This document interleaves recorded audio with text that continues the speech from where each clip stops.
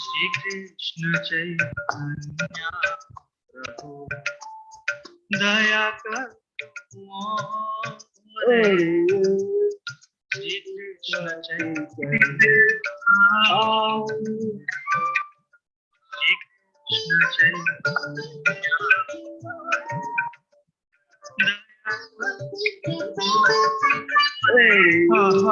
Prabhu Nityananda Premananda Prabhu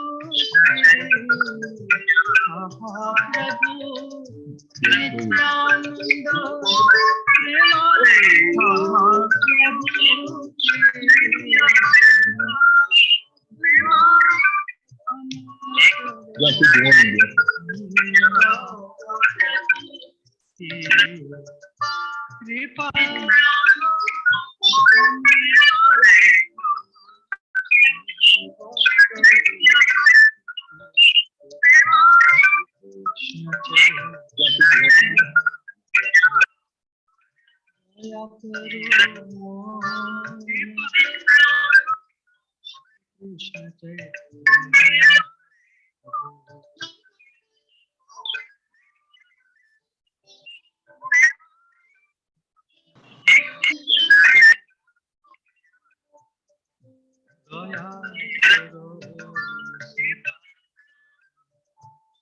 Advaita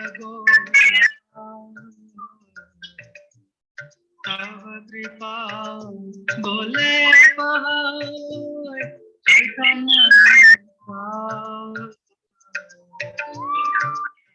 Kripa Bole Pahai Caitanya Aha Saru Sanatana Rupa Raguna Aha Saru Sanatana Rupa Raguna Bhatta Juga Shri Jiva Prabhu Lokana Bhatta Juga Shri Jiva Prabhu Lokana Shri Krishna Chaitanya Prabhu Daya Karo More Shri Krishna Chaitanya Prabhu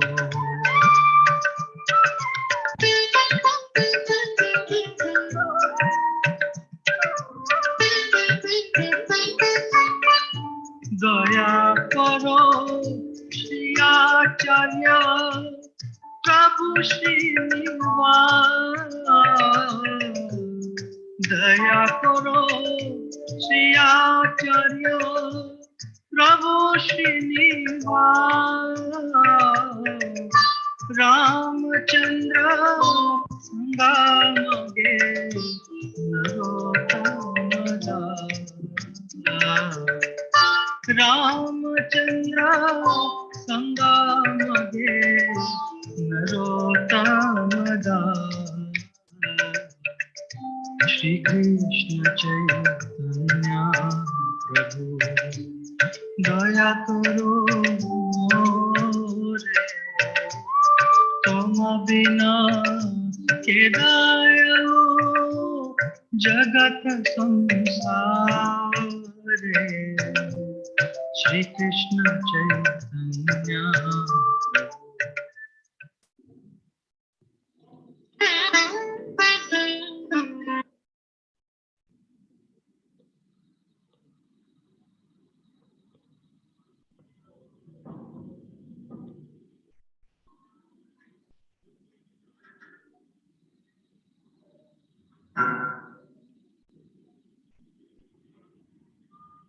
Hare Krishna, I see Chaitanya Prema Prabhu. Are you there?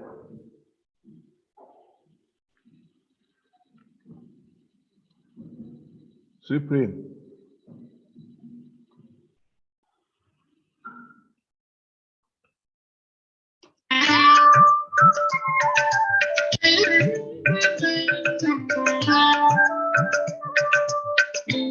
Shri Krishna Chaitanya प्रभु दया करो मोरे।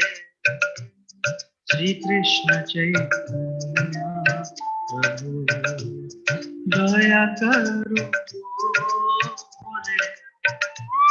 तुम बिना के दयालु जगत संसारे। तुम बिना के दयालु जगत संसारे। पतित पावना हेतु तब अवतार। पतित पावना हेतु तब अवतार। मौसम पिता प्रभु न पाइबे मौसम पिता प्रभु न पाइबे। श्री कृष्ण चैतन्य प्रभु दया करो मोरे। श्री कृष्ण चैतन्य प्रभु।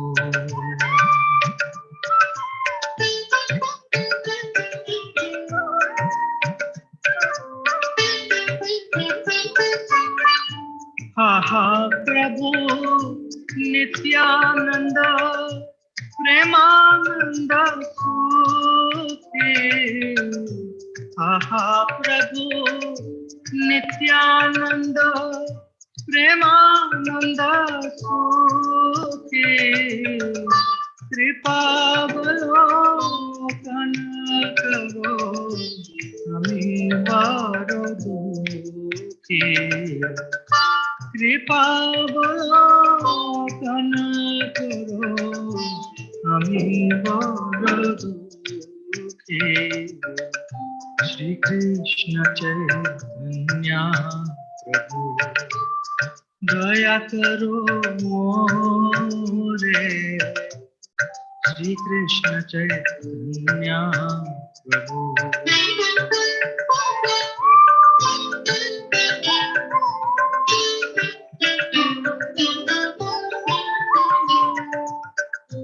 दया करो सीतापति अद्वैत गोसाई। तव कृपा बोले पाए चैतन्य निताय। तव कृपा बोले पाए चैतन्य निताय। आहा स्वरूप सनातन रूप रघुना। आहा स्वरूप सनातन रूप रघुना। भट्ट जुगा श्री जीव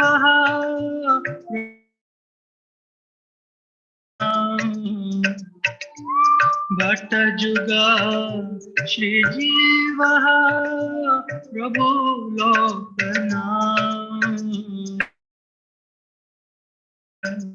चैतन्य प्रभु दया करो मोरे। श्री कृष्ण चैतन्य प्रभु।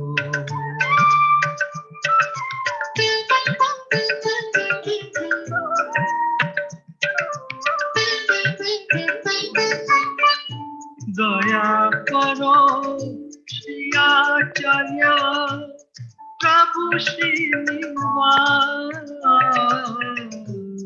दया करो श्री आचार्य प्रभु श्रीनिवास। रामचंद्र गामगे नरोत्तमदा।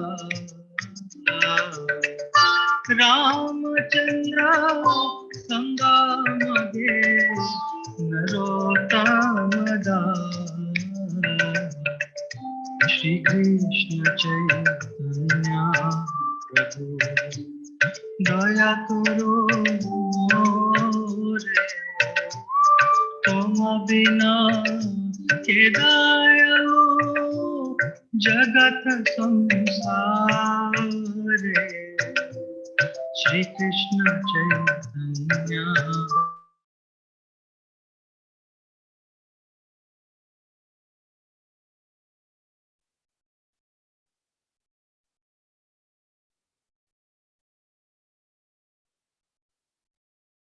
श्री कृष्ण चैतन्य प्रभु दया करो मोरे श्री कृष्ण चैतन्य प्रभु दया करो मोरे तुम बिना के दयालु जगत संसारे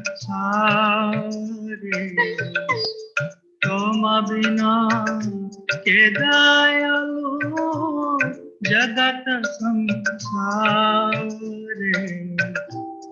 पतित पावन हेतु तब अवतार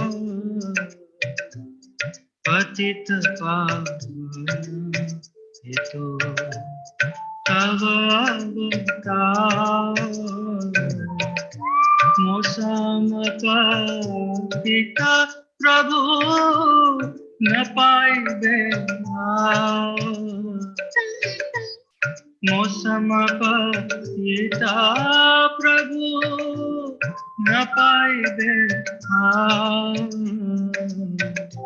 श्री कृष्ण चैतन्य प्रभु दया करो मोरे श्री कृष्ण चैतन्य प्रभु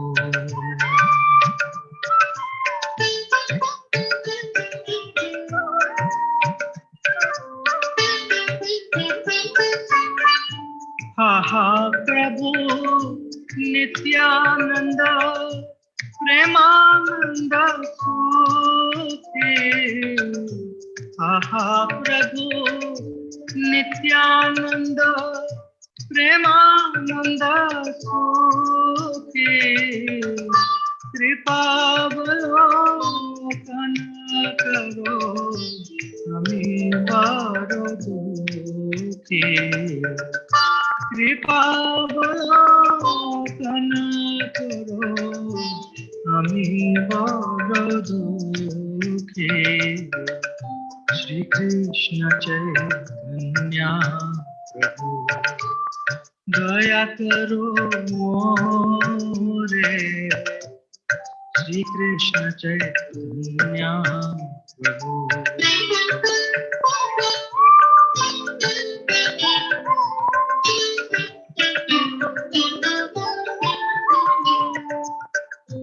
दया करो सीतापति अद्वैत गोसाई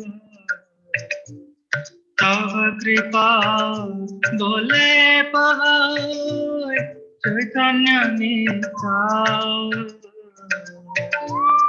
तव कृपा बोले पहाड़ चैतन्य निताय आहा स्वरूप सनातन रूप रघुना आहा स्वरूप सनातन रूप रघुना भट्ट जुगा श्री जीव प्रभु लोकना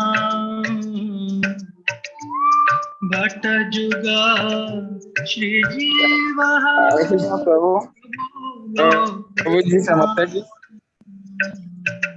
श्री कृष्ण चैतन्य प्रभु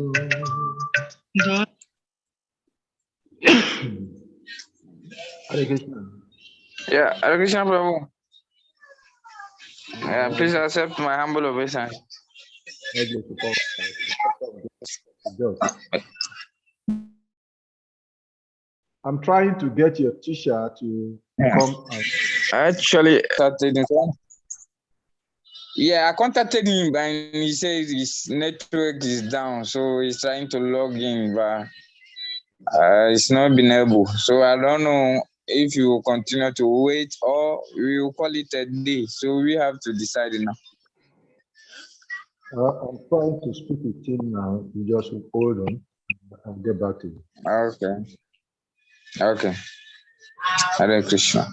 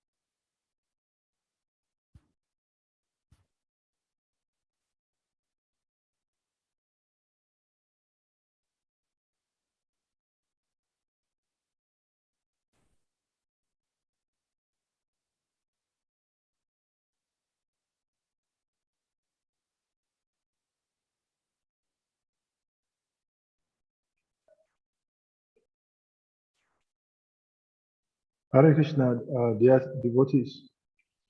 Hare Krishna. Chaitanya Prema Prabhu is online. I'm trying to reach him. It's not responding to his call. So Hare Krishna, Hare Krishna, Hare Krishna, Krishna Krishna, Hare Hare, Hare Rama, Rama Rama, Hare Hare. Prabhu, I think he's here. Hare Krishna, Krishna Krishna, Krishna Hare Hare, Hare Rama, Rama Rama, Hare Hare. Okay, welcome to Chaitanya Prabhu. Your student, I'm sorry, my network was just giving me hell and they just allow me in. So okay. what can I do? It's okay. You can take it up from here. One person Hare is Krishna. there. Hare Krishna. So thank you very much for holding the place for us. And I think you can give me host, then I can start now. Hare Krishna, dear students. You are welcome, you are welcome, you are welcome. Last week we went very far. It's unfortunate due to some reasons, some of our students were not there, but we have really gone very far. And along the line, I got some interruption. Otherwise, we would have finished chapter 5. So we go to test 26, which is like the last main instruction on Karma Yoga, action in Krishna consciousness. And there, Srila Prabhupada, Krishna personally, he had told them so many things. You have to avoid this, you have to do this, austerity, you have to do this. So many instructions. So someone may be confused, say, with all this, how do we do it?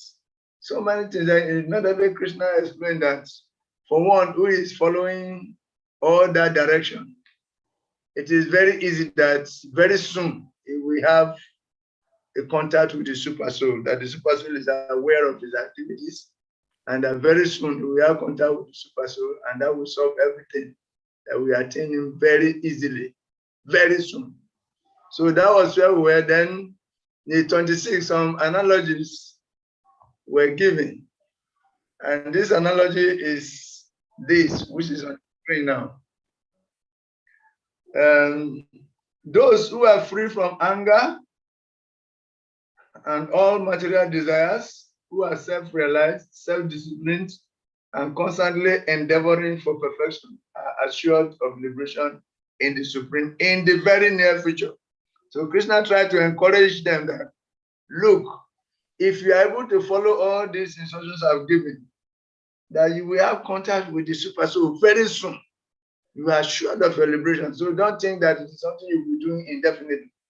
As long as you sincerely apply yourself to this, you will attain liberation. So in the purport, Srila Prabhupada tried to explain, he gave some very beautiful analogy. And that is it. How is it possible that something difficult to attain will be achieved in the very near future? Then Srila Prabhupada answered this question by citing an analogous example, that by vision, by meditation, and by touch only do the fish, the tortoise, and the birds maintain their offspring. Similarly, do I also, O Padmaja, I maintain my offerings, my offsprings, I maintain my devotees, those who have given themselves to me, who are constantly thinking of me. I bring them close and I nurture them to maturity. So the Prabhupada comments that the fish bring up his offerings simply by looking at them. The tortoise brings up his offerings simply by meditation. The eggs of the tortoise are laid on land, and the tortoise meditates on the eggs while in the water. Similarly, the devotees in Krishna consciousness, although far away from the Lord's abode, can elevate himself to that abode simply by thinking of him constantly, by engagement in Krishna consciousness. It does not feel the pangs of material mysteries. That this state of life is called Brahmana Nirvana, or the absence of material misery, due to being constantly immersed in the Supreme. So this is the point. When we said earlier, when we began the Bhagavad Gita, that the keys to transferring ourselves to the spiritual world is by constant remembrance of the Lord. And Krishna is here confirming it, that if we are constantly thinking of him, automatically he nurtures us and he will bring us to him. That the formula, the key for going back home is to constantly think of him. So if we are doing that, we have nothing to fear. Then Srila Baladev Vijayabhushana quotes the above analogy to indicate that for those who endeavor seriously, as described in the Gita verse, perfection is readily available, because the super soul is concerned about those who act in this fashion. Understand? By sincerely fixing their minds on the Lord, they evoke his mercy. So this is the beauty of Krishna consciousness. The formula is there. How to constantly think of the Lord? By chanting, by engaging in practical devotional activities. All devotional activities will enable you to constantly think of the Lord. And if you garnish it by chanting and trying to avoid all the offenses, using your strong intelligence. Because before in the chapter 5, towards the end, we were explaining that there are two important or key formulas for the sadhaka. One who is trying to purify himself to attain liberation. That first, he needs very strong intellectual conviction. Strong intellectual. By that, he has to study the scriptures so that whenever he's challenged, by circumstances, he will remember the scriptural injunctions.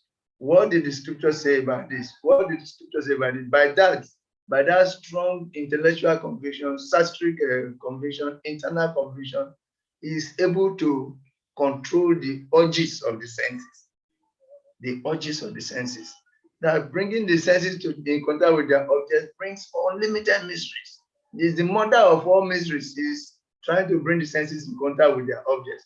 So he knows this, and immediately remembers it whenever there is opportunity for sense gratification. See, if I do this, I'm plunging myself into unlimited anxiety. Therefore, he controls. By that strict conviction, he's able to avoid so many things. And if he does that, and is positively chanting and following the principles, immediately it awakens in him a taste from within.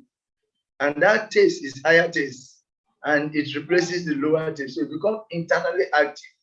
His mind and intelligence are internally active, engaged within, active within. It gets illumined within. So the higher taste he experiences by following, plus that strong intellectual convictions, these are the two key formulas for him to overcome the challenges. And if he's doing that, and if he's internally so connected, and he's practicing meditating on the Lord within, chanting attentively, following, doing services attentively, so such a person very soon he will have contact with the super soul.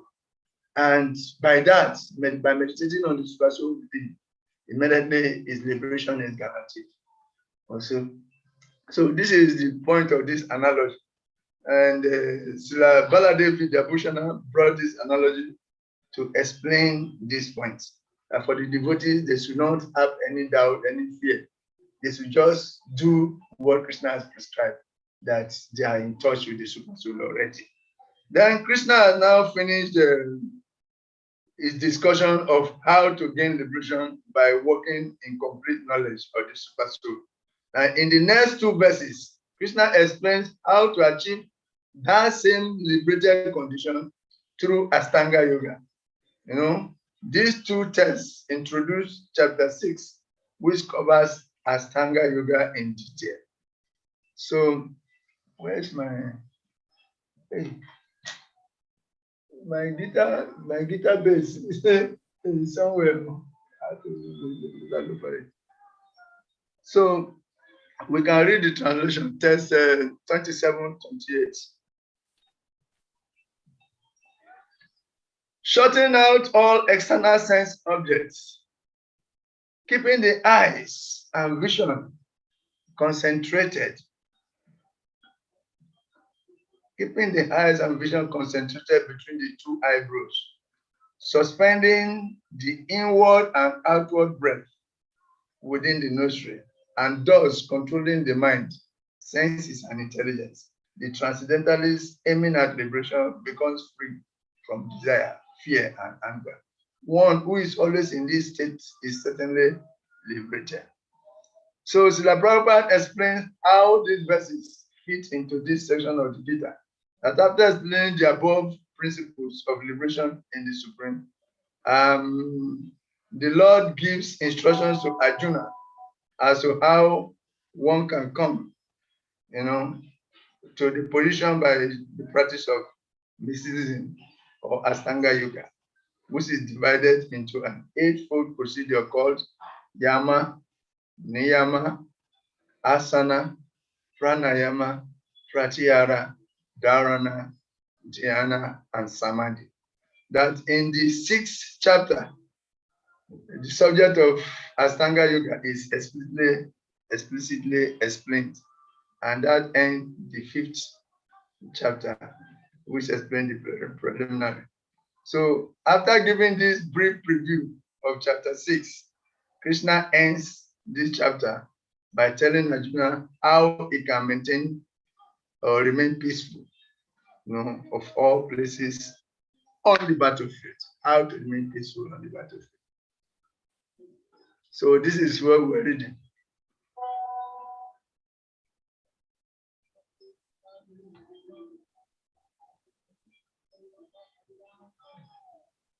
That the fish brings up his offerings simply by looking at them.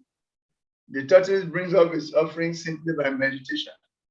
The eggs of the tortoise are laid on land, and the tortoise meditates on the eggs while in the water. Similarly, the devotee in Krishna consciousness, although far away from the Lord's abode, can elevate himself to that abode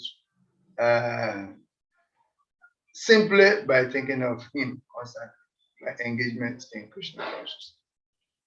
So, this liberation through mysticism, that after explaining the above principles of liberation in the Supreme, the Lord gives instruction to Arjuna as to how one can come to that position by the practice of mystic yoga. The same position, how to attain there by the practice of Astanga yoga. That is what is contained, in chapter 6. And Krishna is just giving a hint of what we are to expect in chapter 6 by citing this. That mysticism known as Astanga yoga, which is divisible into an eightfold procedure called yama, niyama, asana, pranayama, pratyahara, dharana, dhyana, and samadhi. That in the 6th chapter, the subject of yoga is explicitly detailed, and at the end of the 5th, it is only preliminary explained. So this is just a prelude. This is an introduction to the next chapter. So now, chapter 29, that a person in full consciousness of me, knowing me to be the ultimate beneficiary of all sacrifices and austerities, the supreme lord of all planets and demigods, and the benefactor and well-wisher of all living entities, he attained peace from the pangs of material miseries. So here some formulas are given. That Krishna here summarizes many of the topics discussed thus far in the Bhagavad Gita and puts them in the context of achieving liberation. That Bhuktaram Jagya Tapasam, Bhuktaram Jagya, and Sarva Loka Maheswara refers to Krishna, not demigods. See, as the final enjoyer, Krishna is the final enjoyer of all sacrifices that we perform and of all the Kama Kanda activities, Kama Yoga activities I will do. Krishna is the ultimate beneficiary of all sacrifices. That Bhaktaran Tapasan refers to Krishna as the goal and beneficiary of the Jnani's attempt for austerities, and in Suridan Sarva Bhutana is directed to the yogis, Suridan Sarva Bhutana, who meditates on the super soul. The yogis meditate on the super soul, and their aim is to attain the super soul. And Krishna says he is the super soul, who is therefore the friend of all living entities. Because it is the super soul who, as a well-wishing friend, accompanies the jiva from body to body. So Srila Vishwanath Chakravarti Thakur adds that Krishna is the well-wishing friend of all living beings. He is mercifully bestowing benefits through his devotees in the form of instructions on devotional service. It's the same Krishna who is reaching out to everybody through all the instructions of the devotional service. The whole Guru Paramparam is the arrangement of the Super Soul. All the Guru Paramparam, they are representatives of the Super Soul. Understand? So it is the compassion of the Lord in the form of the Super Soul that has manifested the pure devotees, the Paramparam, and all other devotees that you are seeing. You see, so by connecting properly to the spiritual masters and the gurus, one is connecting to the directions of the Super Soul. This is the costless mercy of the Lord, and this is how the Lord is the friend of all living entities. Through his devotees, he has reached everyone. But knowing Krishna's position in relation to the activities of Kama Kanda or Kama Yoga, understanding knowledge of him as the goal of all tapasya, and finally recognizing him as a well-wishing friend in everyone's heart, that brings us only to the true platform of peace, the liberation from material world. Srila Prabhupada expanded upon Suridan Sarva Bhutanam, in some lectures in 1968, and this is what he said. Lecture from 1968. Krishna is always a natural friend. That is stated in the Bhagavad Gita. Suhrida Sarva Bhutanam. Suhrida means Suhrit. That there are different names and different kinds of friends. Yes, one is called Mitra, one is called Bandhu. They are social friends, and there are other type of friends who are just friends. But the real true friend, sincere friend, is the Lord in the heart, because he cares for the living entity. He accompanies him everywhere he goes. So Krishna is that friend of all living entities. And to reach everyone, he expanded as possible. And to reach everyone again, he still expanded himself as the pure devotees and the devotees, in the Panam, and just to reach everyone. So just like a father says, my dear boy, why are you acting independently, foolishly? You are suffering. Just surrender down to me, as I give you protection. Similarly, Krishna is the friend, like the father is always asking, and is going everywhere in all type of bodies to reach every living entity and get them connected to himself. So this is the position of Krishna. So Srila Prabhupada discusses this chapter in his purpose, that this 5th chapter is a practical explanation of Krishna consciousness, generally known as Kama Yoga. The question of mental speculation as to how Kama Yoga can give liberation is answered herewith. And to work in Krishna consciousness is to work with the complete knowledge of the Lord as the predominator. Such work is not different from transcendental knowledge. That transcendental knowledge is knowledge of the super soul, and that knowledge awards liberation. So that technically brings us to the next verse and the next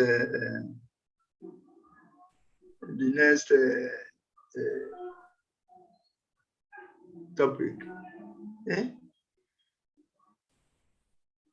which is chapter 6.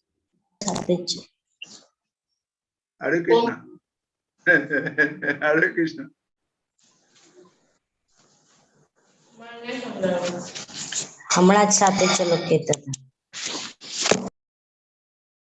Hare Krishna. I don't know where.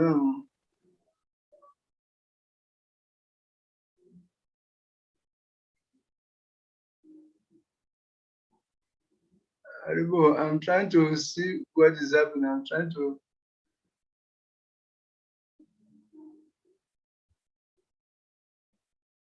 Hare Krishna. So maybe I should stop sharing first. Yeah? Okay. This is where I wanted to be. So we are in chapter 6 now. Chapter 6 is Dhyana Yoga. Please give me a minute. Let me look for my physical guitar so that I can read the text.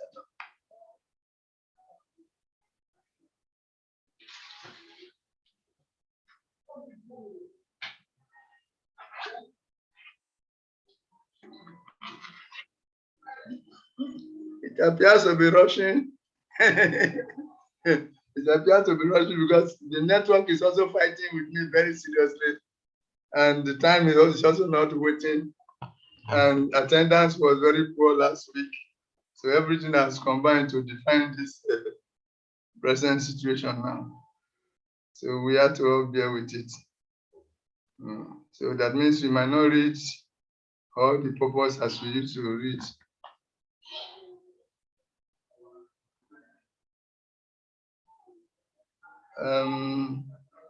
Chapter 6, where are you, please? Sankhya Yoga, yes, chapter 6. Sankhya Yoga.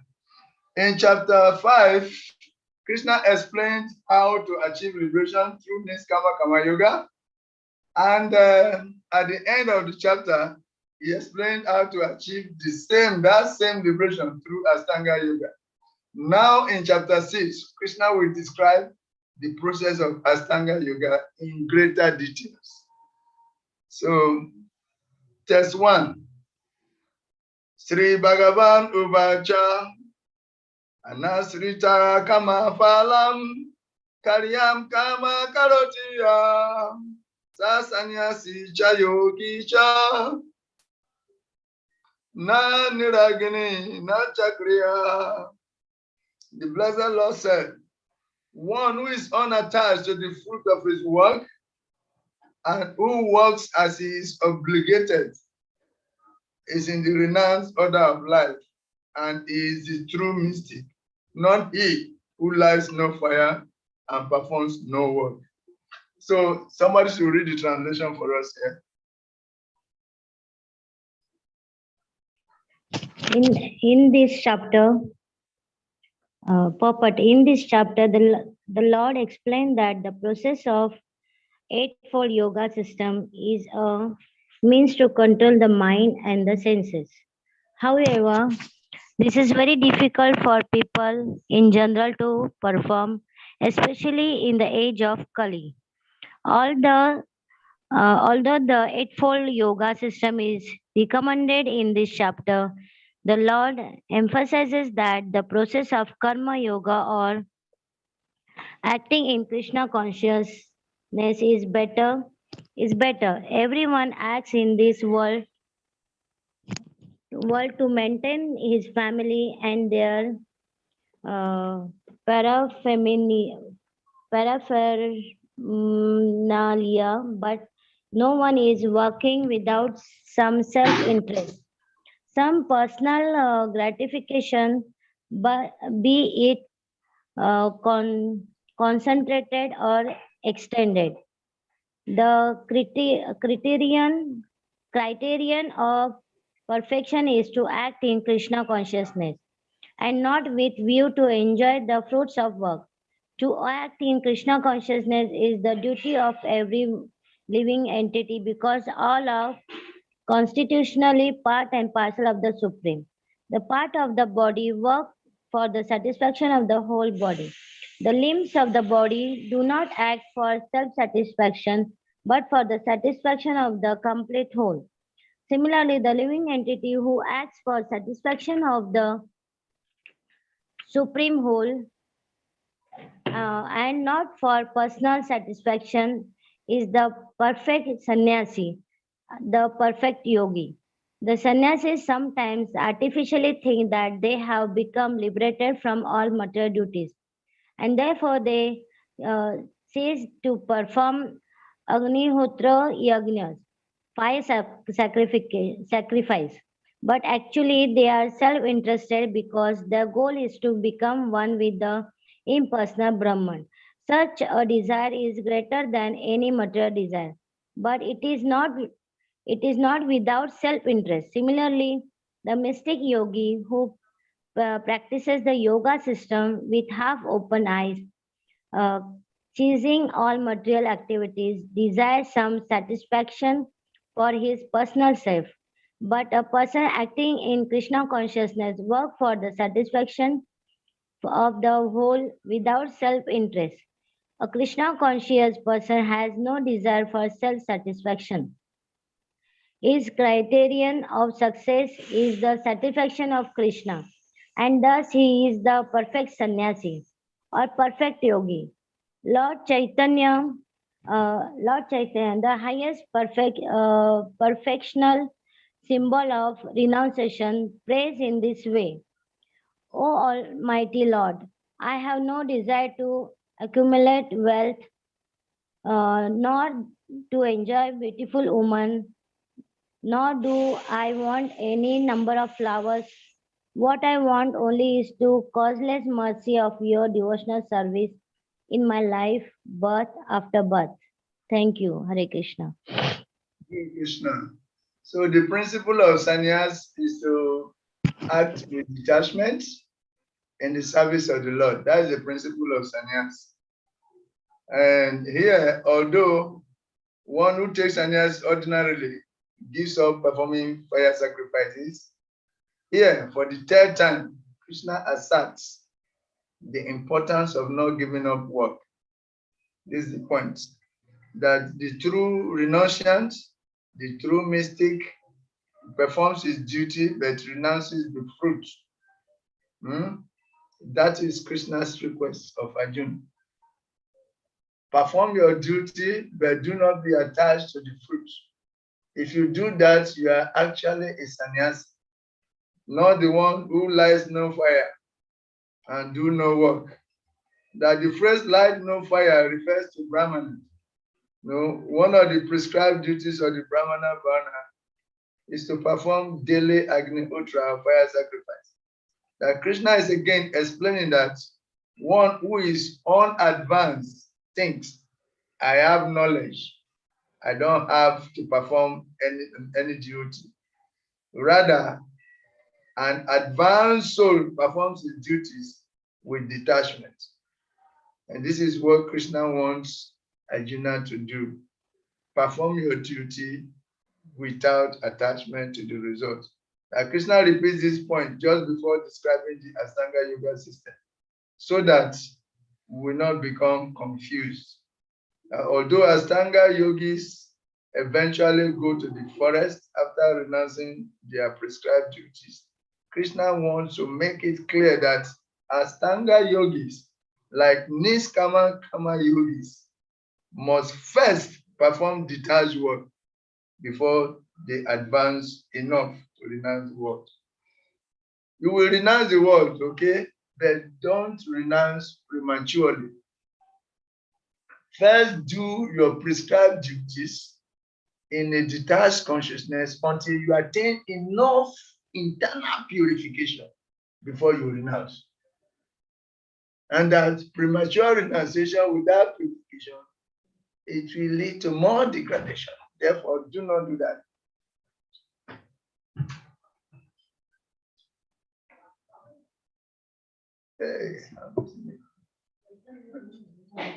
So we can bring my boss a small table. So this is the process. Krishna want to insist that we should not renounce our prescribed duty in the name of renunciation.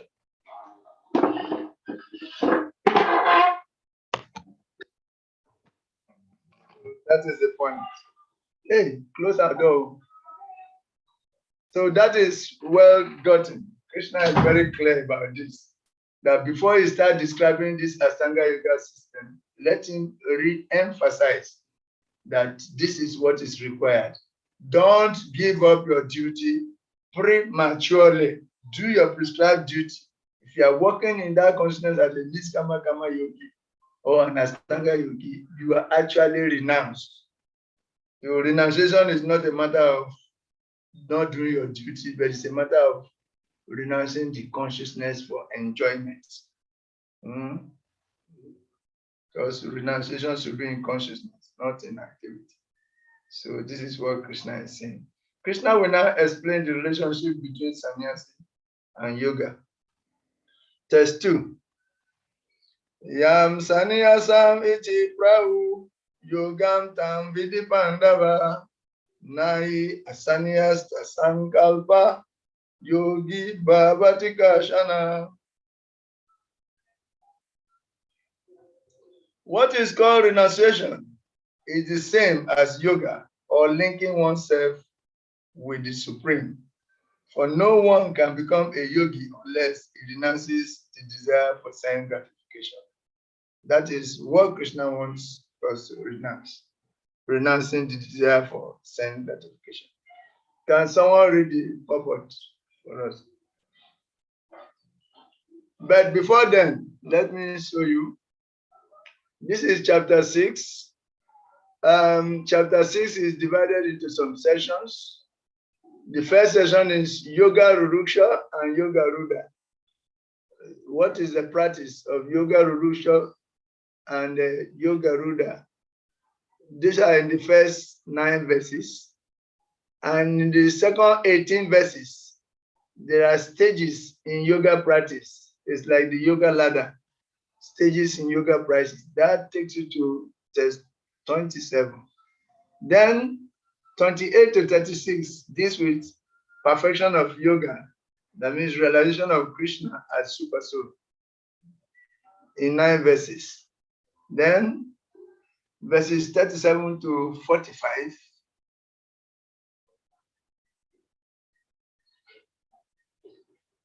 the destination of the unsuccessful yogi. Then verse 35, verse 46 to 47, then the topmost yoga system.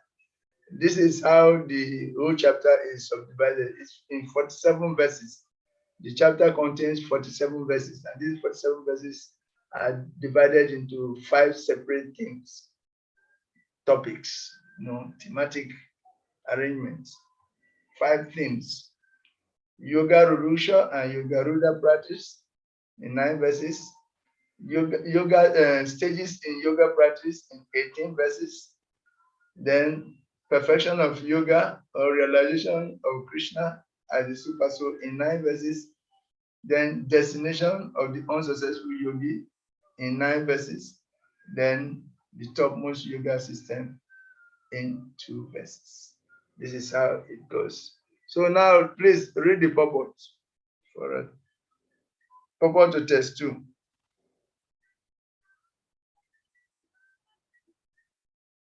Hare Krishna. Hare Krishna. Someone to read for us. Purport: the real sannyas yoga or bhakti means that one should know his constitutional position as a living entity and act accordingly. The living entity has no separate independent identity. He is the marginal energy of the Supreme. When he is entrapped by material energy, he is conditioned, and when he is Krishna conscious or aware of the spiritual energy, then he is in his real and natural state of life. Therefore, when one is in complete knowledge, one ceases all material sense gratification or renounce all sense kind of sense gratificatory activities. This is practiced by the yogis who restrain the sense from material attachment. But a person in Krishna consciousness, he has no opportunity to engage his sense in anything which is not for the purpose of Krishna. Therefore, a Krishna conscious person is simultaneously a sannyasi and a yogi. A purpose of knowledge and of restraining the sense as the prescribed in the jnana and yoga process is automatically served in Krishna consciousness. If one is unable to give up the activities of his selfish nature, then jnana and yoga are of no avail. The real aim is for a living entity to give up all selfish satisfaction and to be prepared to satisfy the Supreme. A Krishna conscious person has no desire for any kind of self enjoyment. He is always engaged for the enjoyment of the Supreme. One who has no information of the Supreme must therefore be engaged in self-satisfaction, because no one can stand on the platform of inactivity. All purposes are perfectly served by the practice of Krishna consciousness. Thank you. Hare Krishna. Hare Krishna. This is the beauty of Krishna consciousness. All purposes are served. All purposes are served. Yes, at once.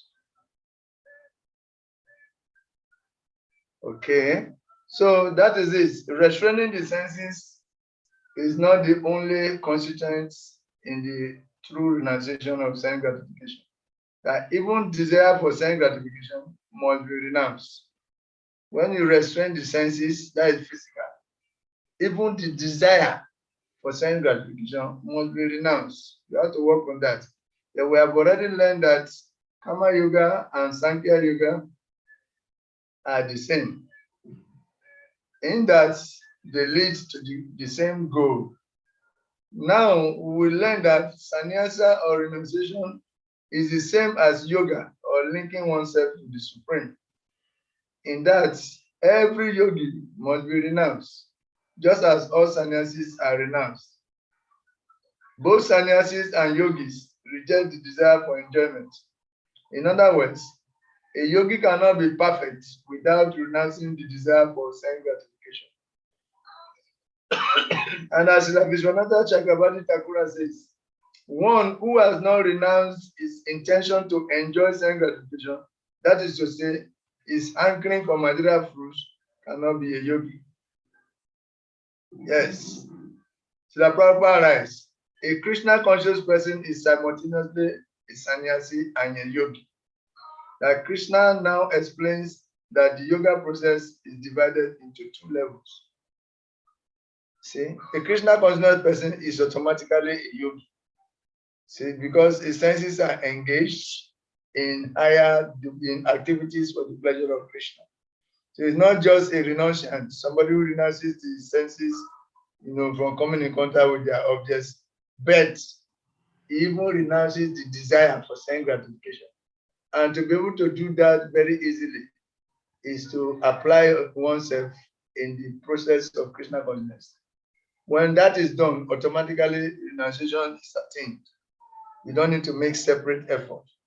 That a Krishna conscious person has no desire for any kind of self-enjoyment. He is always engaged in the Supreme. So one who has no information of the Supreme must therefore be engaged. If you don't have information about the Supreme, you must engage in sense gratification. But a devotee has information about the Supreme and the activities are available. So doing that, automatically it becomes protected from falling into lower level of sense gratification. Now, all these purposes are perfectly served by the practice of Krishna consciousness.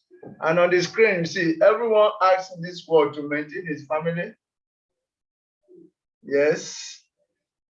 And their paraphernalia. But no one is working without some self-interest, some personal gratification, be it concentrated or extended. That a devotee, even somebody cooks, even say you want to prepare prasada, you have a desire also.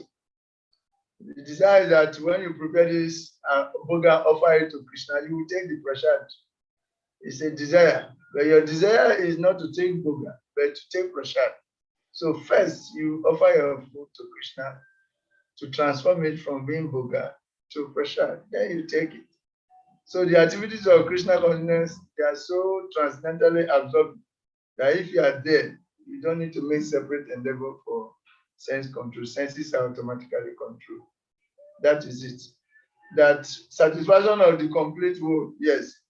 To act in Krishna consciousness is the duty of every living entity because all are constitutionally part and parcel of Krishna. We are constitutionally part and parcel of Krishna. And the parts of the body work for the satisfaction of the whole body. The limbs of the body do not act for self-satisfaction, but for the satisfaction of the complete whole. This is it.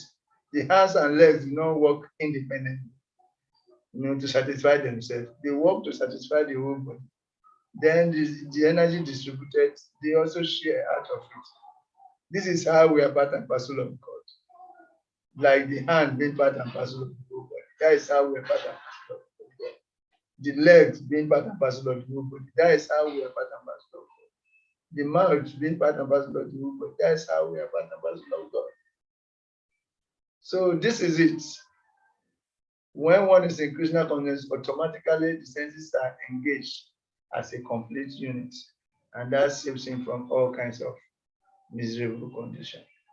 So you can see a perfect sannyasi and a perfect, the sannyasis is self-interested because the sannyasis are self-interested because their goal is to become one with the personal Brahman. These are Mayavadi sannyasis, no Vaishnava sannyasis.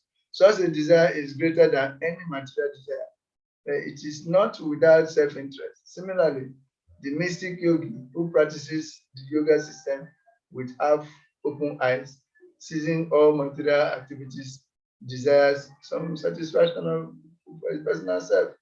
But the perfect yogi, but a person acting in Krishna consciousness works for the satisfaction of the whole without self-interest. A Krishna conscious person has no desire for self-satisfaction. What does that mean? That means he's just working the hand. The hand has no desire for self-satisfaction. So the hand is just working to satisfy the whole body, working as an instrument to fulfill the desires of the body altogether. There's no separate interest. I want to enjoy myself, so the hand is working, squeezing the food. Its criteria of success is the satisfaction of Krishna. Krishna represents the stomach now. When the stomach is satisfied, automatically the energy from there is distributed all throughout the body, and thus is a perfect sannyas or a perfect yogi. Okay, that is it. So Srila Prabhupada, a Krishna conscious person is simultaneously a sannyasi and a yogi. Krishna now explains that the yoga process is divided into two. Verse 3. Aruruksha muni yogam karma karanam uchyate yoga rudyasa tasaiva sama karanam uchyate. For one who is a neophyte in the Eightfold yoga system, work is said to be the means. And for one who has already attained to yoga, cessation of all material activities is said to be the means. And this purport will be very sweet to read. So somebody should read it for us. The process of linking oneself with the Supreme is called yoga. It may be compared to a ladder for attaining the topmost spiritual realization. This ladder begins from the lowest material condition of the living entity and rises up to perfect self-realization in pure spiritual life. According to various elevations, different parts of the ladder are known by different names, but all in all, the complete ladder is called yoga and may be divided into three parts, namely Jnana Yoga, Dhyana Yoga, and Bhakti Yoga. The beginning of the ladder is called the Yoga Rurukshu stage, and the highest rank is called Yoga Ruda. Concerning the Eightfold Yoga system, attempts in the beginning to enter into meditation through regulative principles of life and practice of different sitting postures, which are more or less bodily exercises, are considered fruitive material activities. All such activities lead to achieving perfect mental equilibrium to control the senses. When one is accomplished in the practice of meditation, he ceases all disturbing mental activities. A Krishna conscious person, however, is situated from the beginning on the platform of meditation because he always thinks of Krishna, and being constantly engaged in the service of Krishna, he is considered to have ceased all material activities. Hare Krishna. Hare Krishna. So you can see the beauty of Krishna consciousness. If you are to follow these stages of yoga and practice them one by one, you will know how long it will take you.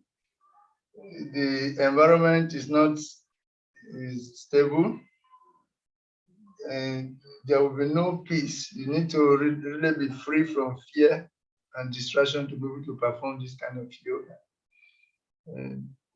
Though if one is able to perform it perfectly, it will achieve the same results. But Krishna consciousness is so beautiful that just by positive engagement in devotional activities, you will attain all that could be attained by all those rigorous practices. Now, the two stages of Astanga Yoga. There are two stages of Astanga Yoga. Take note of them. One is Yoga Rukshu. That is the beginning stage. And the other is Yoga Ruda. the advanced stage. There's a neophyte beginning stage. There is the advanced stage. So they are different. Yoga Ruksha and Yoga Ruda. These are further divided into 8 steps. The 8 steps in the ladder of yoga. Asta means 8, and Anga means parts, 8 parts. Astanga. Astanga yoga means yoga that is divided into 8 steps in the ladder. That one at the beginning stage, Rugarurushu, must work. At the beginning stage, you must work. Is neither detached enough nor pure enough to renounce work. So because you know that you are not very advanced, you have to do your work. This is just exactly what Krishna has been trying to say, that in whatever situation, do not renounce prematurely. Do your work until you get enough internal purification. Then automatically you will graduate into the next stage. But don't renounce work in the name of renunciation, in the name of knowledge. No, do your work. At the same time, you renounce the mentality to enjoy the result. That's what you will do until you get purification. So that purification is needed for you to advance, properly advance. That one cannot renounce work only at the advanced stage. The one can renounce work only at advanced stage. At the beginning stage, you don't renounce work. At the advanced stage, you can renounce work. But you are already purified enough so that there's no question of fall down. And that advanced stage is called Yoga Ruda. The Silabade Vidyabhushana comment like this, that when the yogi has ascended to the achievement of yoga, or dhyana yoga in particular, when, in other words, he has become fit in meditation, at that time, sama, you know what sama? The cessation of all activities that disturb the mind becomes the cause of its further advancement. Yes. All the impediments, you just stand on them and stepping stone for further advancement. Of the 8 steps in Astanga Yoga, the first 2 are Yama and Niyama. Yama and Niyama, following the prescription and prohibitions. Yama and Niyama, following the prescriptions, the rules and regulations, positive, doing the do's and avoiding the don'ts. These are the first 2 stages, Yama and Niyama. Yama means following the prescriptions, following the positive rules and regulations. Then Niyama means avoiding all that is to be avoidable.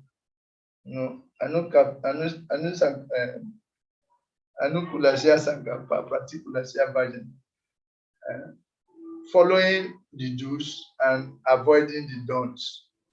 Then, after one learns to strictly follow the rules and regulations, it begins to practice asana. Asana means sitting postures. What people commonly call hatha yoga. People call it hatha yoga, sitting postures. You sit in a way that you can harmonize the flow of air in your body, and your body becomes flexible. You can do different kind of postures, and they all help in the inflow, internal flow, opening the channel for proper harmonization of the internal flow of the air within the body. That when the asanas are mastered, one begins pranayama. Pranayama means you can sit perfectly well in some postures and you start doing breathing exercise. You start harmonizing the flow of air within your body. Now you are peacefully situated and you are now harmonizing the breathing process, the flow of air within your body. Okay? It is practicable. People are still practicing it. But in this age of distractions and laziness, it is very, very difficult. But if you practice it very well, you can achieve self-realization through it. Yes, the breath is intimately connected with the mind. Therefore, pranayama helps to control the mind. That when his mind is controlled, the aspiring yogi advances to the practice of pratyahara. Pratyahara means withdrawing his senses from their objects consciously. When he becomes detached, he practices first dharana, then dhyana, different intensities of meditation. When he becomes just peacefully situated, he started practicing meditation. And meditation has different stages. So one of them is dharana, then the second stage is dhyana, with different intensities. Such meditation leads to the final stage, eventually samadhi, where you constantly become situated in remembrance of the Lord. There are different transcendentalists attain distinct kind of samadhi. In samadhi, the mind and the consciousness are fully focused on the absolute truth. The Jnani focuses on Brahman, the Patanjali yogi on Paramatma, and the Bhakti yogi on Krishna. So it is practicable. Devotees can also practice it, but it is very, very difficult. You must be in a very quiet place, no disturbance. You can practice it in addition to your daily japa and regulated practices by the parampara. If you think you have extra time and energy to do that, you can do that in addition to your sadhana. You can add that to your sadhana if you feel you can, but it's not compulsory. And if you are able to do it, that will help you to gain self-control. There are some qualities, admirable qualities you will get. You become so peacefully situated. If you can add that to it, it is not easy, but it's possible. And some serious devotees do it, and they advance very, very fast. Through that, you can tell. If you add that to your daily sadhana, your advancement will be very strong. You see, but it is not recommended generally because Kali Yuga is full of distractions and Manda Sumanda, Manda Bhagya Upadruta. People are lazy, misguided, and the environment is so distracted. So the recommended process for this age is the chanting of the holy name, where everything is positively involved. You see. So that is possible. The Jnani can attain Brahman, the Patanjali yogi can attain Paramatma realization, and the Bhakti yogi can also attain Krishna realization. That's like Vishwanatha Chakravarti Thakur answers the question. Should the Astanga yogi perform his prescribed duties as long as he lives? He says that these tests describe how in the Yoga Ruruksha beginning stage, one works in Niskama Kama Yoga while simultaneously practicing Astanga Yoga. That purifies his heart. When the aspiring yogi becomes elevated in the practice to this point of Yoga Ruda, he gives up Niskama Kama Yoga and practices Astanga Yoga exclusively. When one becomes very, very advanced, fully self-reliant, he can even give up his practice of Niskama Kama Yoga and exclusively practice Astanga Yoga. That time is in constant touch with the Super Soul. So he has also attained. That process is very difficult and it's not that recommended for people in the age of Kali. Those on special persons can do it, but it's not generally recommended because it is actually very difficult. Difficult but possible and beneficial. He gives up Niskama Kama Yoga and practices Astanga Yoga exclusively. Silabade Vidavuna adds, the Yoga Rudra stage begins at dhyana or meditation, which is described on the next verse. The next verse describes meditation. Dhyana. Hey.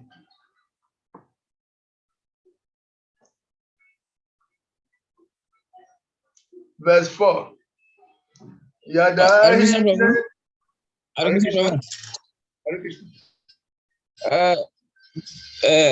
Please, you might mention that if you are not an advanced, it's not recommended for you to renounce. So, can you hear me? I'm hearing you. Oh, okay. So my question is, what is the criteria when it comes to renunciation? Because we see, even in our own movement, that some people renounce, but eventually they become unsuccessful. And even some of the yogis, they left the forest, they sometimes to become unsuccessful. So what is the criteria? Hare Krishna. That's what we are saying. The renunciation is mature when you avoid the don'ts and do the do's. You should engage, you should become engaged in positive devotional activities. And that is the safe thing because the senses are positively engaged in active devotional service. So if you are doing that, automatically you achieve the results of what the yogi will achieve by going to the forest to sit down in one place and meditate. So the recommendation is to become positively engaged in devotional activities. It is transcendental engagement in devotional activities. That is what is recommended. And that is more beautiful. The protection is more guaranteed. And nevertheless, a yogi who also follows very serious, very strict, is able to remain fearless and practice, can also attain the same result. If he practices Astanga yoga very well, can attain the same result, but it's more difficult. So one who is acting in Krishna consciousness is already renounced. And that is what is recommended because it's safer. You get it? The other one is possible. Okay. The other person can also attain, but there are so many temptations. He can fall down easily. But it's safer to practice active Krishna consciousness because the energy from the devotional activities will insulate you against the onslaught of Maya, so that Krishna will always be on the side of Krishna. Always. The temptations will come, but they will not affect you. The temptations are there, but you will not be overwhelmed. Krishna is there for you to protect you and carry you along. It's safer. And when the protection is going on, I say, in fact, that you don't even care. You are just carelessly engaged in devotional service, and your protection is automatically guaranteed because Krishna is the one in charge now, taking care of you. The things that you cannot see by yourself, if Krishna is always conscious, so he sees everything and he protects you, he insulates you from the onslaught of any kind of energy. So the safest thing is to become actively engaged in Krishna consciousness. And that is the package offered by the AC Bhakti Summit. And the international, all the centers are established by the International Society for Krishna Consciousness to facilitate this devotional activity. So we should take full advantage of devotees association, take full advantage of the presence of the temple, take full advantage of kirtan, take full advantage of bhajans, take full advantage of Bhagavatam classes, all the packages, take full advantage of taking prasadam, take full advantage of all these positive devotional activities, including book distribution. So, yeah, Prabhu.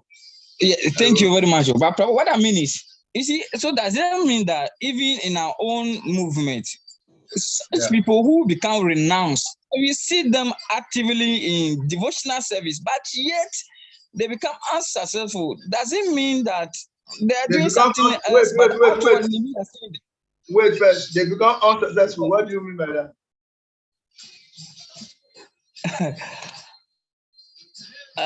I don't want to set an example, but to some extent, I know that some people who renounce, sometimes they eventually become unsuccessful, meaning some fell along the way. But outwardly, we see them doing the service. We see them doing the service, engaging in devotional service here and there. So that is why I'm a little bit confused. that actually what is the criteria? Is it you availing yourself or others seeing you that this is what you are capable of? So I don't know if you understand my question. I don't know exactly what you mean, but the process is there. The protective potency of the process is there. But it's a matter of how you sincerely apply yourself to it. Okay. How you individually Okay, sincerely apply yourself to it. That's where the process and the failure comes. So yes, it's not surprising that you see a devotee being engaged in the wellness service living the process.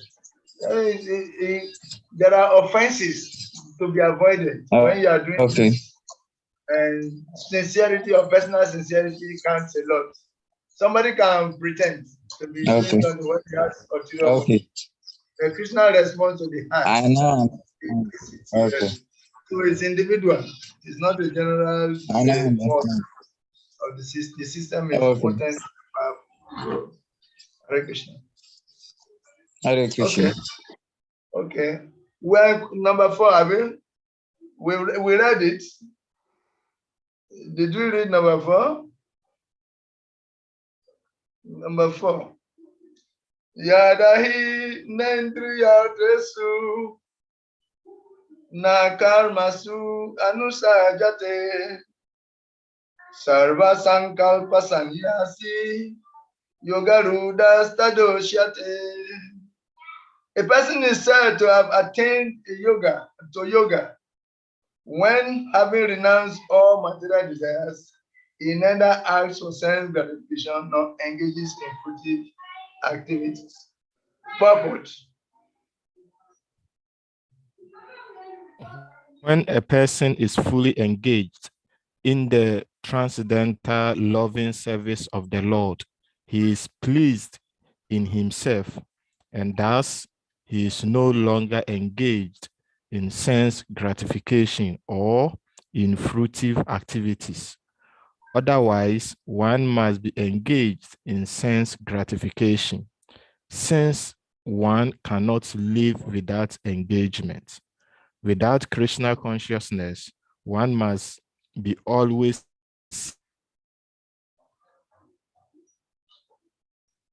seeking self-centered or extended selfish activities. But a Krishna conscious person seeking self-centered or extended Krishna conscious person can do and thereby be perfectly detached. But a Krishna conscious person can do everything for the satisfaction of Krishna and thereby be perfectly detached from sense gratification. One who has no such realization must mechanically try to escape material desires before being elevated to the top rank of yoga ladder. Hare Krishna. Hare Krishna. So that is it. Yes. But a Krishna conscious person can do everything for the satisfaction of Krishna and thereby be perfectly detached from sense gratification. So that is it. So you can see the ladder to spiritual realization. The ladder to spiritual realization as it is 3. In the process of linking oneself with the Supreme is called yoga. It may be compared to a ladder for attaining the topmost spiritual realization. This ladder begins from the lowest material condition of the living entity and rises up to perfect self-realization in pure spiritual life. According to various elevations, different parts of the ladder are known by different names. So this is the ladder, yoga ladder. Preliminary yoga fruitive material activity. Concerning the Eightfold yoga system, attempts in the beginning to enter into meditation through regulative principle of life and practice of different sitting postures, which are more or less bodily exercises, are considered fruitive material activities. All such activities lead to achieving perfect mental equilibrium to control the senses. We are just giving a recap. The yoga ladder, ascending type step by step to perfection. You can see the yoga ladder. This is it.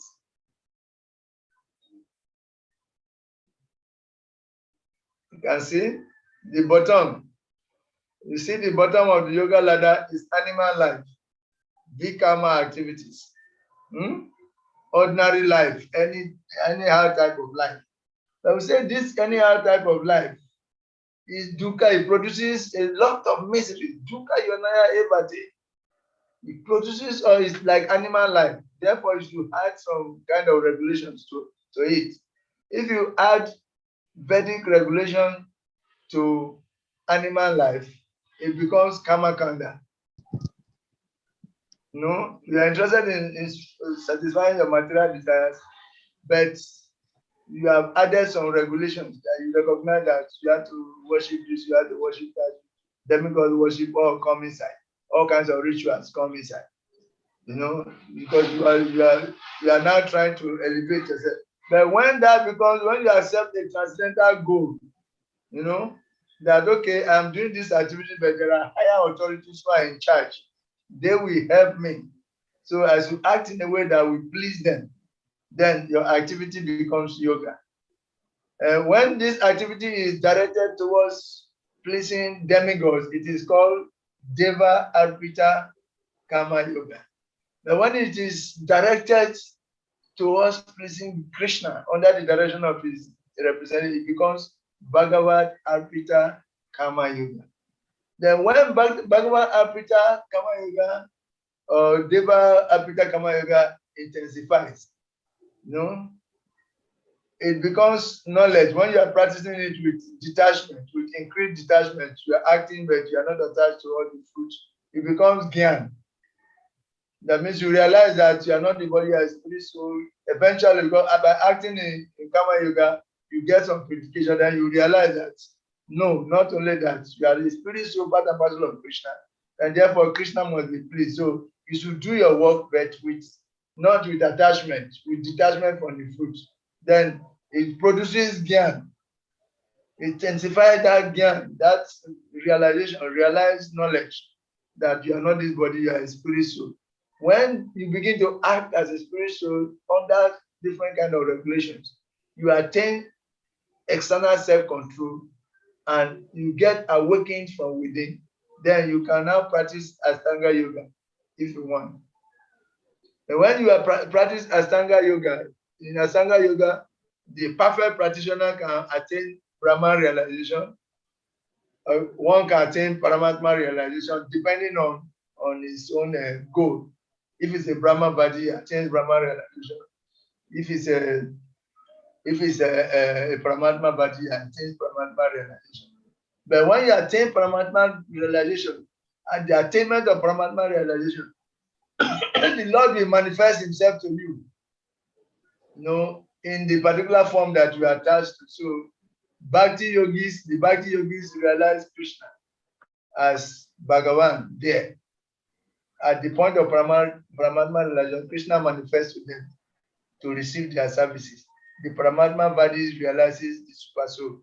The Brahma body realizes the Brahman effulgence.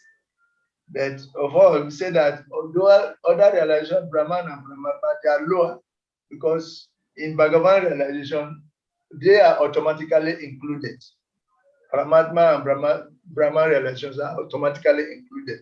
So they are lower forms of realization. They are aspects of realization, not full. It is the Bhagavan realization, the Bhakta that has the full realization of Bhagavan, Paramatma, and Brahman. So, and that is where we are expected to come. So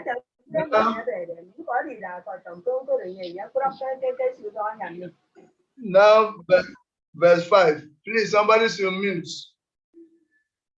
Verse 5. Okay. When 4, we said that, owing to his higher spiritual taste, the yogi renounces both material desires and the desire for fruitive results or pursuits. He thus attains the yoga ruda platform, this higher level of the yoga. Such a yogi may choose to continue his work, which mostly consists of his prescribed duties, not out of attachment, but to set a proper example. So the advanced yogi also do activities, but this time to set example for others. Non-attraction to sense objects is required for one in the Yoga Ruda stage for the following reasons. Why is it that at the higher level of yoga, attraction for sense objects must completely be off? That is going to be explained in verse 5 and 6. Verse 5. Udare atmana namatmanam abasadayat atmai bahi atmanu bandhu atmai varipo atmana. A man must elevate himself by his mind and not degrade himself. The mind is the friend of the conditioned soul and his enemy as well. Somebody should read the purpose. The word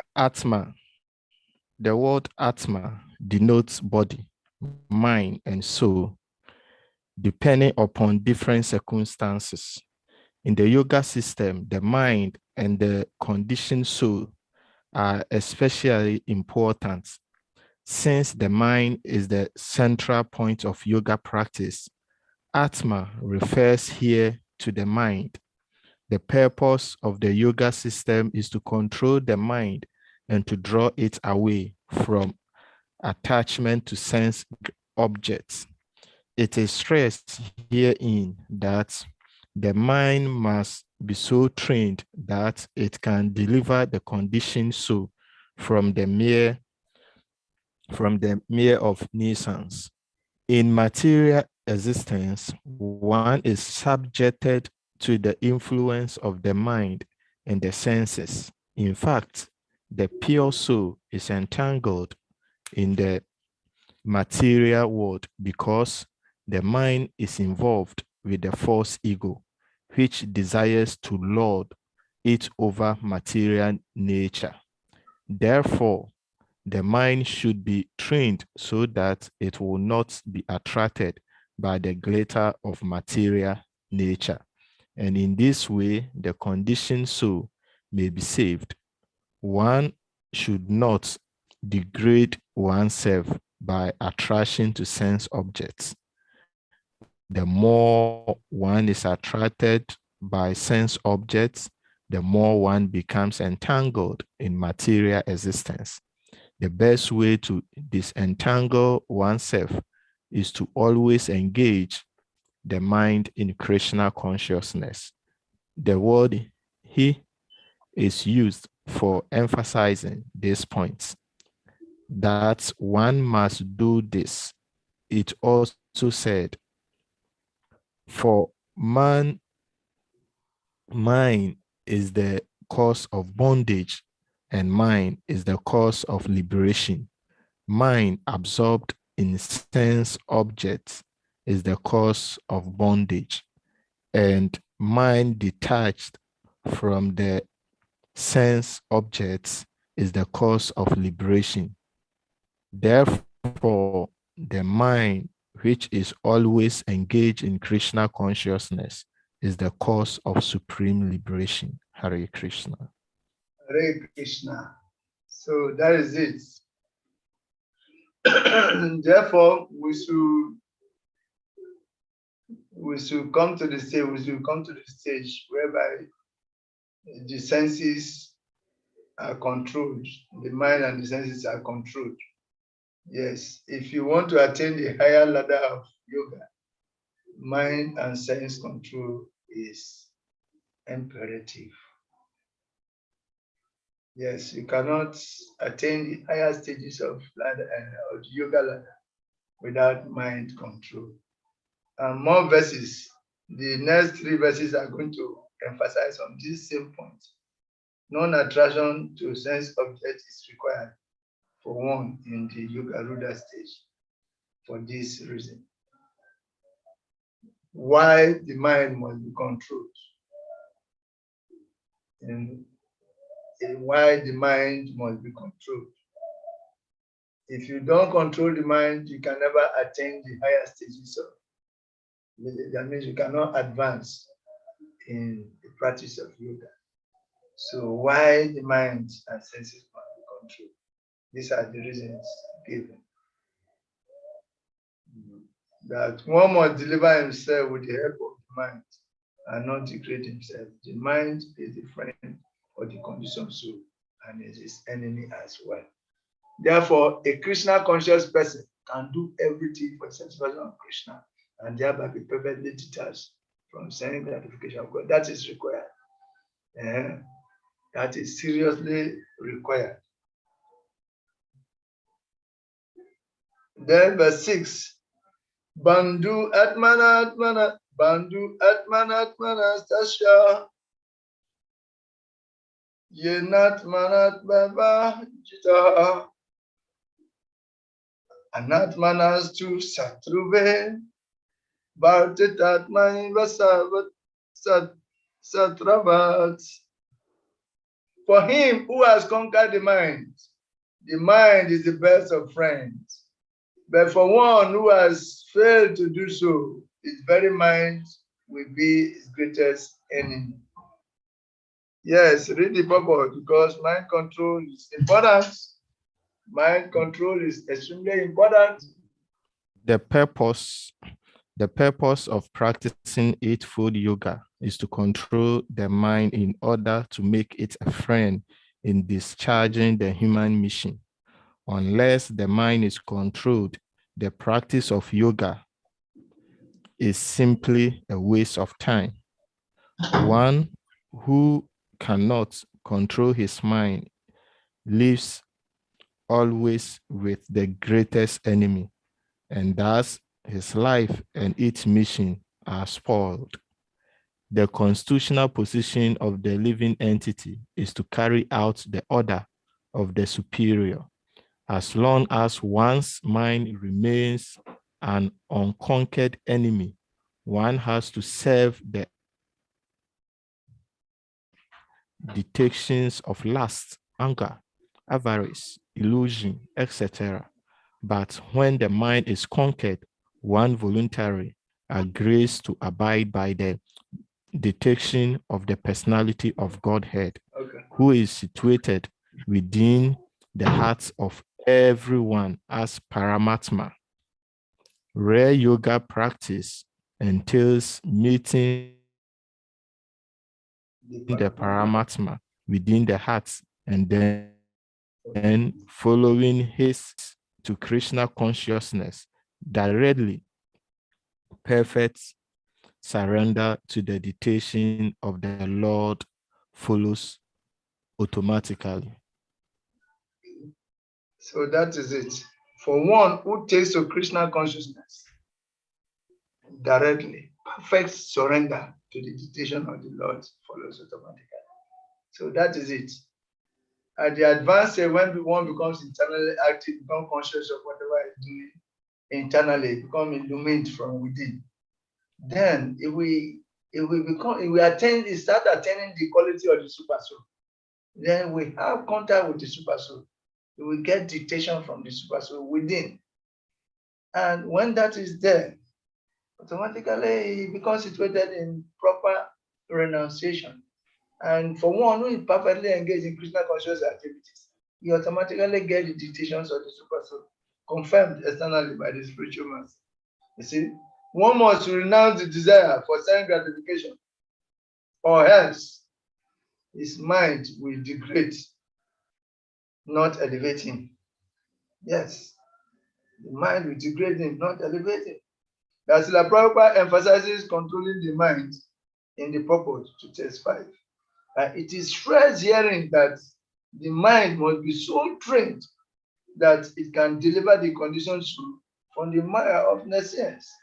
That in material existence, one is subjected to the influence of the mind and the senses. In fact, the pure soul is entangled in the material world because the mind is involved with the false ego, which desires to lord it over material nature. Therefore, the mind should be trained so that it will not be attracted by the glitter of material nature. And in this way, the conditioned soul may be saved. One should not degrade himself by attraction to sense objects. The more one is attracted to sense objects, the more one becomes entangled in material existence.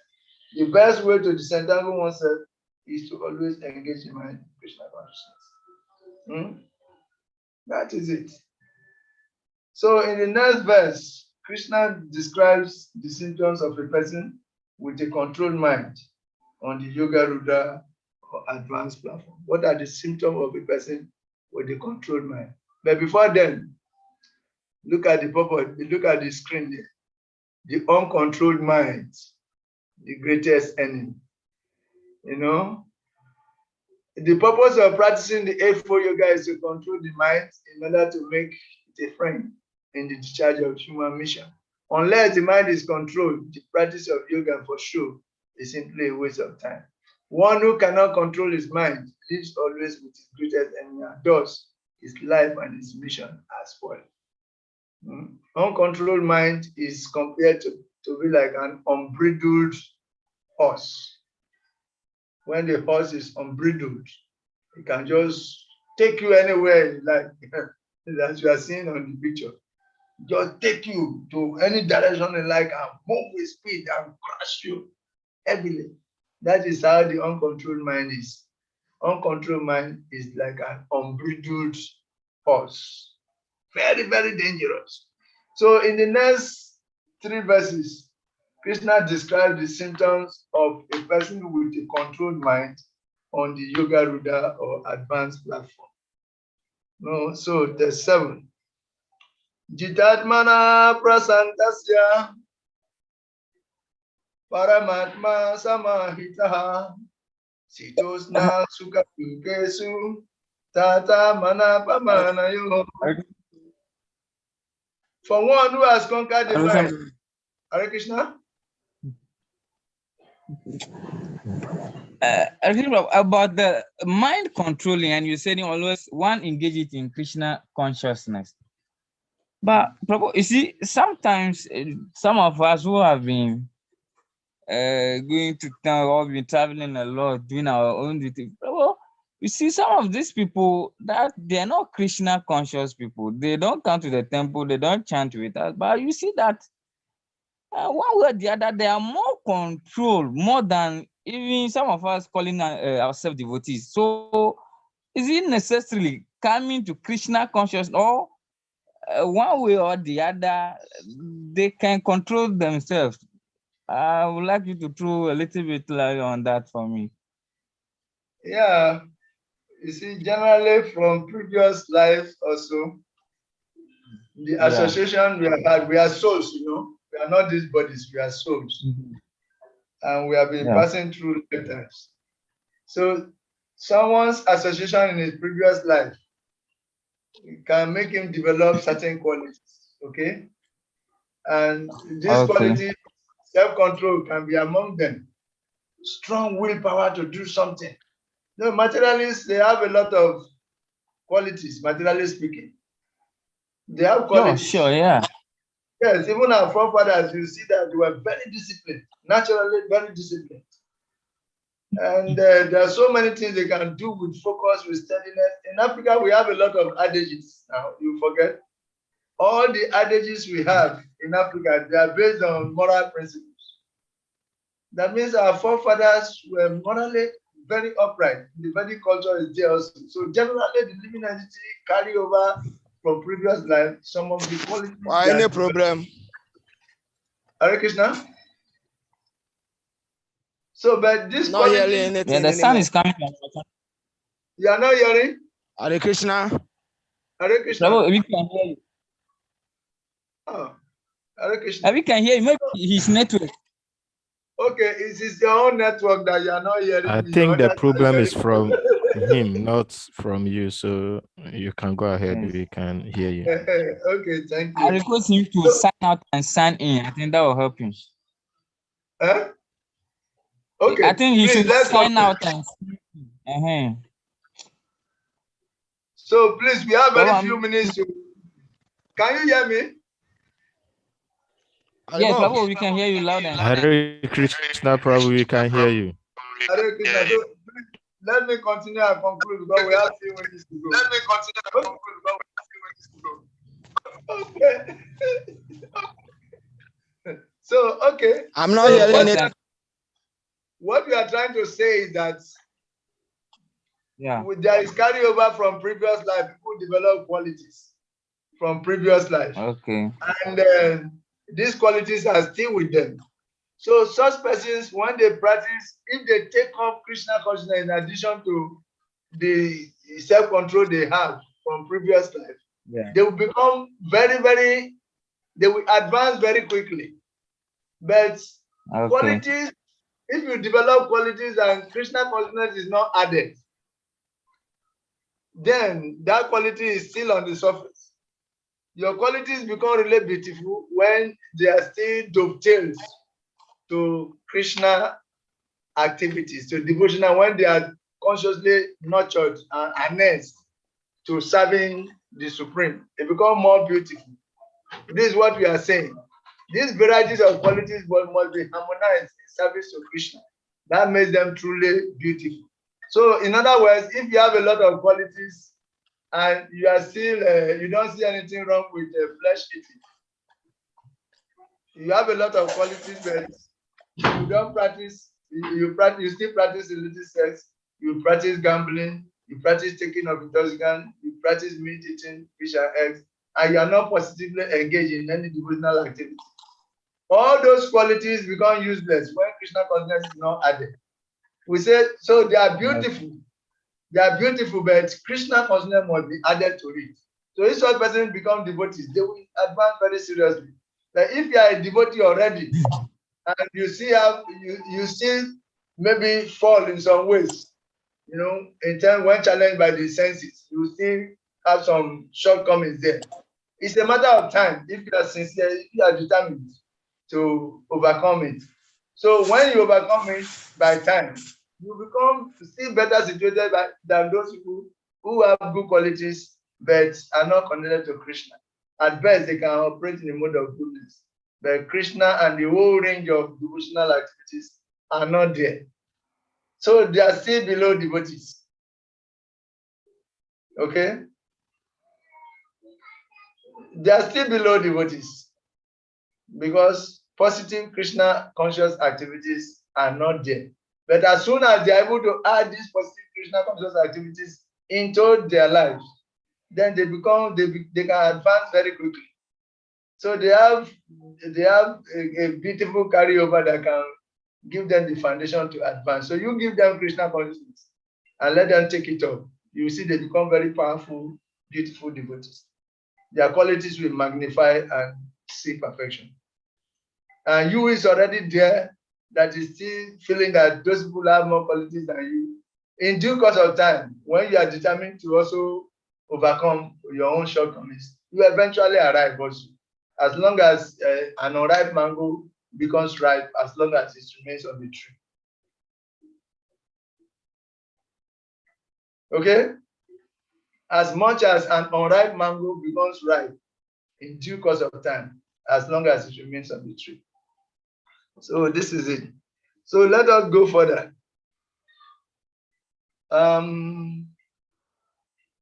Where were we? Verse 7, have we?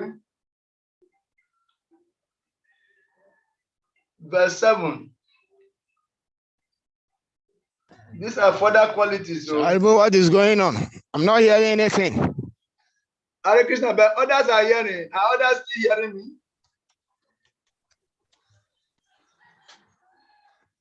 Hare Krishna.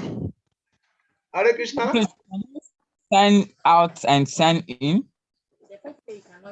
Hare Krishna. Can you hear me? But who is calling from this thing now? Are some people hearing me? Yeah, Prabhu, we can hear Krishna, you, but Prabhu, we it can seems hear like you. somebody is calling. Yeah. So please, Haribo. it's okay. Others are hearing me. So what? We want to finish quick and you're holding us down. Work on your network. People are hearing me. It is you not hearing me. So your network has problem. Please. Verse 7. Jitatmana prasantasya paramahita Titosna તારપોલિન છે ને manapavanayo. આપણે ક્યાં પહોંચ્યા gate પર પહોંચ્યા Madhu Sneha Prabhu. Gate છે ને એની બાજુમાં અંદર આવો એક મોટું બિલ્ડિંગ Madhu દેખાય Sneha ને Prabhu. Anything, no. Madhu Sneha Prabhu. Madhu Sneha I'm not Prabhu. hearing anything. Please, you are distracting us. We are hearing you. Madhu Sneha Prabhu. yes Prabhu. You Sorry. You can mute. I muted. Okay. So for one who has conquered the mind, the super soul is already reached, for he has attained tranquility.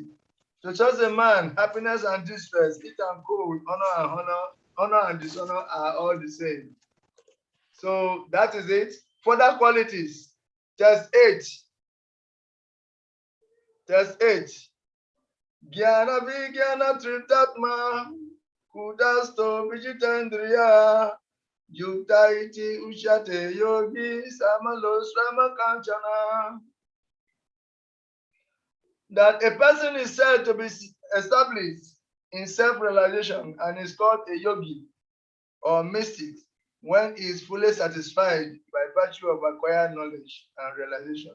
Such a person is situated in transcendence and is self-controlled. He sees everything, whether it be pebbles, stone, or gold, as the same. So these are further qualities of the person who is self-controlled, who is situated on the yoga Ruda platform. Okay, the mind is tripta, satisfied. His mind, such a person, his mind is tripta or satisfied. By what is he satisfied? By his gyan, knowledge, and by his vijnana, realization. He's satisfied by his knowledge and by his realized knowledge.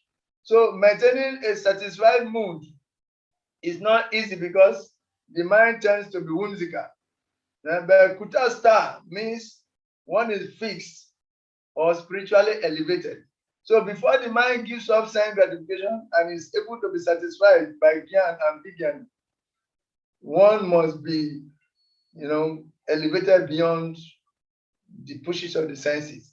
It may have to be beaten, that just as a blacksmith beats metal on a veil, one who has thus brought his mind under full control is eligible to give up Niskama Kama Yoga, sit down and meditate. But before then, don't give up your Niskama Kama Yoga. You should do your Niskama Kama Yoga until you become fully purified. Otherwise, don't give up. You should continue doing your Niskama Kama Yoga as we have it in Krishna consciousness. So test 9, this is the last verse for today. Last verse for today. Surin mitrari udasina madhyasta dwesyabam dusu sadusu api chapapesu samabudi visisyate. A person is said to be still further advanced when he regards all the honest, well-wishers, friends and enemies, the envious, the pious, the sinner, and those who are indifferent and impartial with an equal mind. Okay, so somebody can read the purport of this, or this one has no purport. Okay, this one has no purport. So let me just make some comments. That this verse describes the most advanced stages of Yoga Rudra platform. It is difficult for even a great sage to give up finally attachment. Yet Krishna recommends Samabuddhi. The yogi must be equal to family members, friends, and enemies. You see that even among devotees, people are still there's still, a kind of partiality we are experiencing. There's still a kind of partiality. But one who is fully advanced in yoga must rise above. He should see his family members, friends, and enemies as the same. That we tend to consider someone who appreciates us as a man of good discrimination, just as we are doing. When somebody appreciates us and tells us something nice about us, we are happy with the person. But when the person starts to point out our faults, we become very upset. We see him as enemy, somebody who doesn't love us. Even those who are practicing Krishna consciousness, these things are there. We see them every day. So this advanced stage we are talking is not a small stage.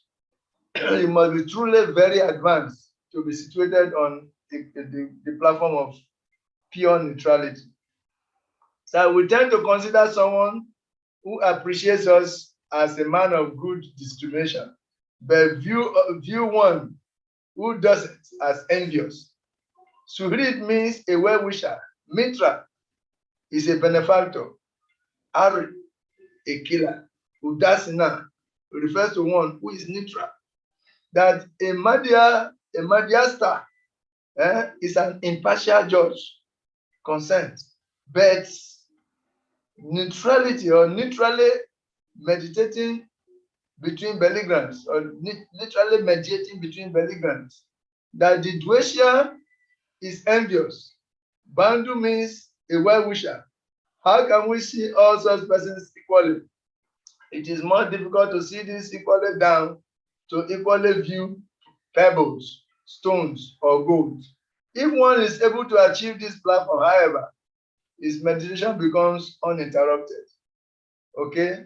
So in text 10 to 32, Krishna described the practice of Astanga Yoga first in the perfected stage and then in the beginning stage. So this next set of 22 verses, Astanga Yoga will be fully described. But before then, we are saying that it is very, very difficult to attain this higher level of self-realization whereby we see everybody as equal. Theoretically, we can say it, but practically speaking, we see that it is not easy.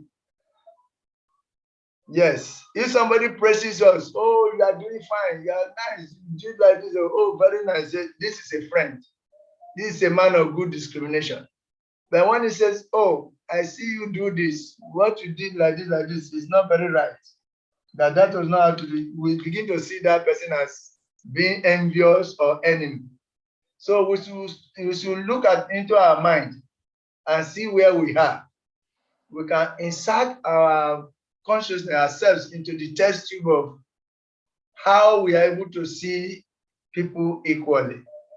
Those who tell us good things we are doing and those who tell us where our shortcomings are, how we are able to see them equally. That will determine how much we are actually advancing. Okay? So individually, we know where we are. And we need to work on it and come to be where we are expected to be. We have to be equally disposed. So that is the point. Hare Krishna. If there's any question on this, we can just quickly tackle it in a few minutes, then we can close for today. So verse 10 to 32 will be tomorrow. Hare Krishna. Hare Krishna. Hare Krishna. Hare Krishna. Hare Krishna, Prabhuji. Hare Krishna. Let us see some of the. Let's see some of the. One has to abide by superior dictation. When one's mind is fixed on the supreme nature, he has no alternative but to follow the dictation of the supreme. The mind must admit some superior dictation and follow it. And the superior dictation we have is Krishna dictating to us what to do. That no one, symptom of a Yogaruda, symptom of one who has attained the Yogaruda stage, no one can become Krishna conscious simply by mundane scholarship. One must be fortunate enough to associate with a person who is in pure consciousness. A Krishna conscious person has realized knowledge by the grace of Krishna because he is satisfied with pure devotional service. By realized knowledge, one becomes perfect. By transcendental knowledge, one can remain steady in his convictions. But by mere academic knowledge, one can be easily deluded and confused by apparent contradictions. Therefore, JJ Ram, this is the next topic. Hare Krishna. Thank you very much for today. Thank you very much. Hare Krishna. Hare Krishna. We can stop here. Then we'll continue tomorrow. Hare Krishna. Thank you. Hare Krishna, Prabhuji. Hare Krishna. Commander Charles Prabhupada ki jai. Yeah. See you tomorrow. Good afternoon.